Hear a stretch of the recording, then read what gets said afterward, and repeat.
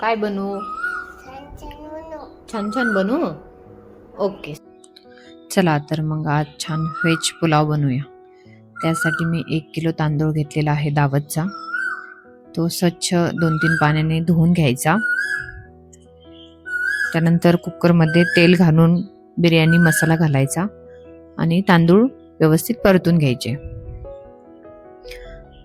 सगळं एकत्र मिक्स केलं की त्यामध्ये आपण गरम पाणी घालणार आहोत. थंड पाणी घालायचं नाही, गरम पाणी घालायचं. चवीपुरतं मीठ घालायचं आणि मिरे, लवंग, तेजपत्ता, दालचिनी हे घालून एक 3 ते 4 शिट्ट्या आपल्याला काढून घ्यायच्या आहेत. त्यानंतर आपण व्हेजिटेबल्स कट करून घेणार आहोत. तर व्हेजिटेबल्स कट करून झाले की त्यांनाही आपण फ्राय करून घेणार आहोत तेलामध्ये. तर तुम्ही पाहू शकता या प्रकारे आपल्याला पूर्ण तांदूळ शिजून घ्यायचा आहे. तांदूळ शिजून झाला की तो एका बाउलमध्ये काढायचा आणि त्याला थोडंसं तेल लावायचं.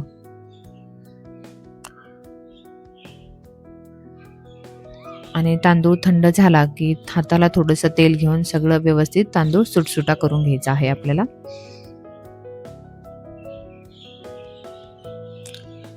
तर व्हेजिटेबल्स सगळ्या कट करून झाल्या की त्या आपल्याला तेलामध्ये फ्राय करायच्या आहेत.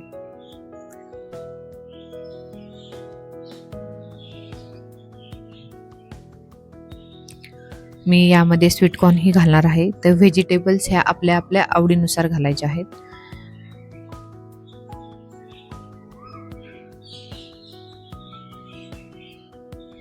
स्वीटकॉर्न हे पाण्यामध्ये उकडून घ्यायचे आहे, त्याला फ्राय करायचे नाही.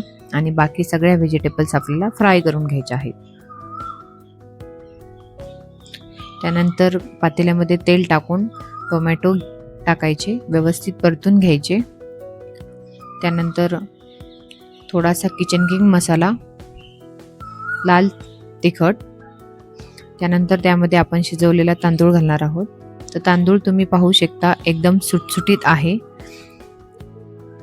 त्यानंतर व्हेजिटेबल्समध्ये चवीपुरतं मीठ घालायचं आणि त्याही त्यामध्ये ॲड करायच्या. व्यवस्थित एकत्र सगळं मिक्स करून घ्यायचं. तर पुलाव तयार आहे. तुम्ही पाहू शकता खूप छान दिसत आहे. नक्की ट्राय करा. थँक्यू.